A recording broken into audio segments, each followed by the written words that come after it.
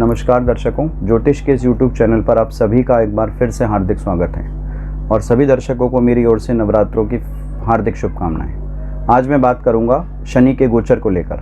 पिछले 141 दिनों से अगर हम देखें तो इस ब्रह्मांड में शनि वक्री चाल मकर राशि में चल रहा था, जो कि कल अर्थात 11 अक्टूबर से मार्गी होने वाला है। मकर राशि के श्रवण नक्षत्र के पहले चरण में कल से शनि मार्गी हो जाएगा, यानी 141 दिनों तक जो वक्री चाल शनि की थी अब वो कल खत्म होने जा रही है और कल से वो मार्गी होगा। मार्गी का अर्थ होता है एक ग्रह जो अपनी नॉर्मल चाल या अपनी सामान्य गति से चलता है उसको मार्गी कहते हैं। जब भी कोई ग्रह सामान्य गति से आगे बढ़ता है तो उसके फल बहुत अच्छे होते हैं। ऐसा ही कुछ कल शनि के साथ होने जा रहा है। कल शनि 11 अक्टूबर को सुबह मार्गी हो जाएगा मकर राशि में, और इसका हमारे जीवन पर क्या प्रभाव पड़ेगा इसके बारे में आज हम बात करेंगे। आज मैं आपको लग्न के हिसाब से पहली 3 राशियां जो कि किसी का लग्न है, पहली 3 राशियां मेष, वृषभ और मिथुन, इन 3 राशियों का हाल आपको आज मैं बताऊंगा कि इस मार्गी शनि का इन 3 राशियों पर क्या प्रभाव पड़ेगा। अब कई लोग मुझसे पूछते हैं कि ये जो हम गोचर का जो फल बताते हैं वो हमें कैसे देखना चाहिए। देखिए, गोचर का फल 2 तरीके से देखा जाता है। एक चंद्र राशि के आधार पर, यानी चंद्रमा आपका जिस राशि में जन्म के समय बैठा है वो आपकी जन्म राशि है, उस राशि से हम गोचर का फल देखते हैं। लेकिन मैं आज आपको लग्न के हिसाब से ये फल बताऊंगा। इसका एक कारण है, क्योंकि गोचर का जो चंद्रमा है वो 2.25 दिन तक एक ही राशि में भ्रमण करता है। तो 2.25 दिन तक अगर आप देखेंगे तो जो फल होगा वो एक सा होना चाहिए, जबकि ऐसा नहीं होता। तो हम जो बात करेंगे वो लग्न के हिसाब से करेंगे, क्योंकि लग्न लगभग हर 2 घंटे में परिवर्तित होता है रोज। एक लग्न की जो अवस्था होती है वो 2 घंटे तक एक सी रहती है, उसके बाद वो लग्न बदल जाता है, क्योंकि कुल 12 लग्न हैं और एक दिन में 24 घंटे होते हैं, तो एक लग्न 2 घंटे तक चलता है। तो मैं आज आपको लग्न के हिसाब से 3 राशियों का हाल बताऊंगा। अब 3 राशियों का मतलब लग्न में ये राशि अगर उदित हो रही है तो अब लग्न में 3 राशियां कौन सी होंगी? मेष, वृषभ और मिथुन। पहले मैं लेता हूं सबसे पहले मेष लग्न को, यानी आपकी कुंडली के अंदर जहां पे लग्न कुंडली लिखा है, आप अपनी जन्म पत्री खोल के देख सकते हैं। जो पहली कुंडली होती है उसे हम जन्मांग या लग्न कुंडली कहते हैं। अगर उसमें सबसे ऊपर के बॉक्स में 1 नंबर या मेष लिखा है तो वो आपका मेष लग्न माना जाएगा। उसके आधार पर मैं आपको आपका आने वाला शनि का जो गोचर है वो आपको बताने जा रहा हूं कि इसका क्या प्रभाव आपके जीवन पर पड़ेगा। शनि आपके 10वें भाव पर गोचर करेगा मार्गी चाल से। मार्गी होकर शनि आपके 10वें भाव से गोचर कर रहा है मकर राशि में, क्योंकि मेष लग्न अगर हम लेते हैं तो 10वें भाव में मकर राशि आएगी। 10वें भाव पर मकर राशि में शनि मार्गी होकर आगे बढ़ेगा, तो इसका मेष लग्न वालों पर क्या प्रभाव पड़ेगा ये मैं आपको बताता हूँ। देखिए, मेष लग्न वाले बहुत समय से अगर कोई जॉब की तलाश कर रहे हैं, किसी व्यापार में उनको सफलता नहीं मिल रही थी, तो अब वो समय आ गया है कि उनको सफलता मिलेगी। और बहुत से लोग जिनकी जॉब छूट गई हैं या जो अपनी जॉब से सेटिस्फाइड नहीं है, प्रेजेंट जॉब से सेटिस्फाइड नहीं हैं, उनको नई जॉब मिलने के बहुत अच्छे चांसेस मिलने वाले हैं। अगर वो चाहें तो अपनी जॉब चेंज कर सकते हैं आने वाले 6-7 महीनों के अंदर।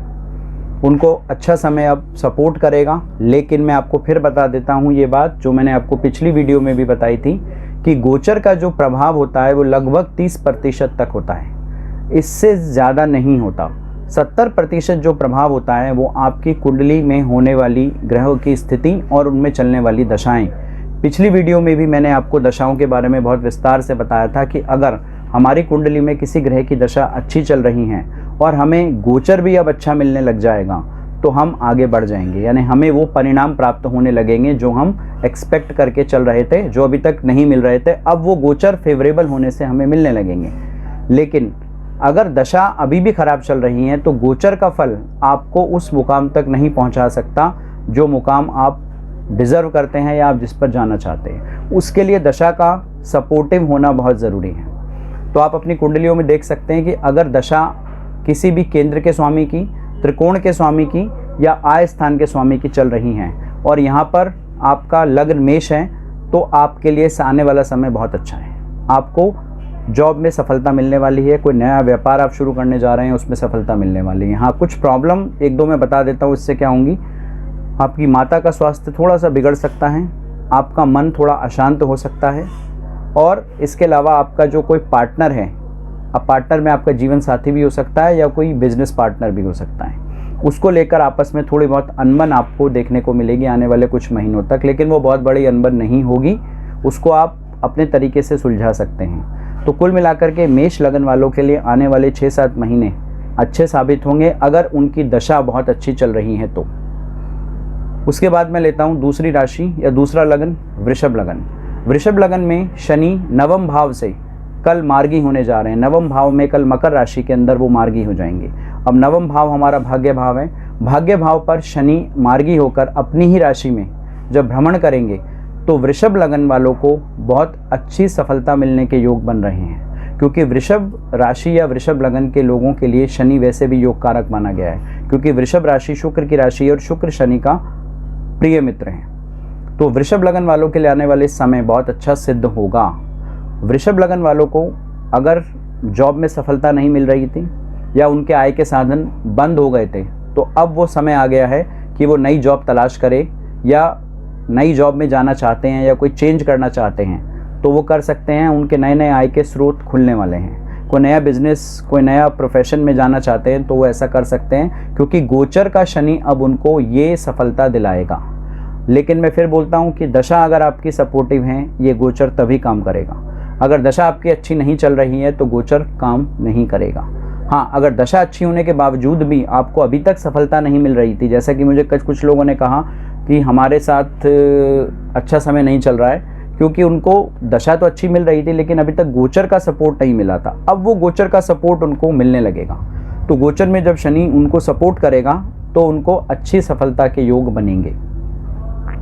तो वृषभ लगन वालों के लिए आने वाला समय अच्छा है, बस थोड़ा कड़ा परिश्रम उनको करना पड़ेगा, मेहनत करनी पड़ेगी, तब जाकर के उनको सफलता मिलेगी। हाँ, एक नेगेटिव पॉइंट मैं वृषभ लगन वालों को बता देना चाहता हूँ इस गोचर के शनि का, वो ये है कि उनको अपने स्वास्थ्य का बहुत ध्यान रखना पड़ेगा, क्योंकि स्वास्थ्य भाव पर शनि की 10वीं दृष्टि पड़ रही है। जैसे ही शनि स्वास्थ्य भाव को या छठे भाव को देखता है तो थोड़ी सी हेल्थ रिलेटेड प्रॉब्लम्स आनी शुरू होती हैं। तो हो सकता है कोई क्रॉनिक डिजीज़ यानी कोई लंबी चलने वाली बीमारी आपको शायद शुरू हो जाए, तो उसका बहुत ध्यान रखेंगे। अगर आपको ऐसा पहले से आभास हो रहा है तो आप तुरंत किसी डॉक्टर से परामर्श लेकर उसका इलाज करें, नहीं तो आने वाले गोचर में ये बीमारी आपको परेशान कर सकती है। कुल मिलाकर के वृषभ लगन वालों के लिए समय बहुत अच्छा है, प्रोफेशन के लिहाज से, करियर के हिसाब से, जॉब के हिसाब से और आय के नए नए साधनों के हिसाब से वो आगे तरक्की कर सकते हैं। बस एक कड़ा परिश्रम, कड़ी मेहनत करने की उनको आवश्यकता रहेगी। इसके बाद मैं लेता हूँ तीसरी राशि है मिथुन राशि।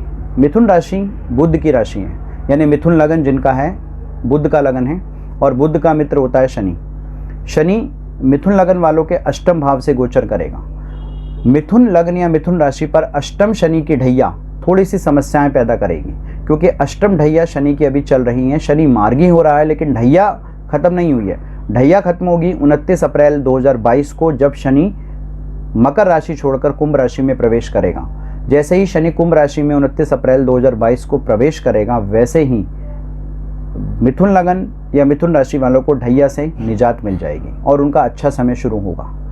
इस समय जो शनि मार्गी हुआ है उसके लिए मैं ये कहना चाहता हूँ कि मिथुन लगन वालों को अभी थोड़ी सी पेशेंस और रखनी पड़ेगी अप्रैल 2022 तक। उसके बाद आने वाला समय उनके लिए अच्छा होगा, इसमें कोई शक नहीं है, क्योंकि जैसे ही शनि मकर राशि में छोड़कर कुंभ राशि में जाएंगे वैसे ही मिथुन राशि वालों के ऊपर से शनि की अष्टम ढैया समाप्त होगी और शनि उनको सपोर्ट करेगा गोचर में और उनको भी एक अच्छा मुकाम हासिल होगा अप्रैल 2022 के बाद। लेकिन अभी का जो समय चलेगा अप्रैल तक वो ठीक ठाक चलेगा।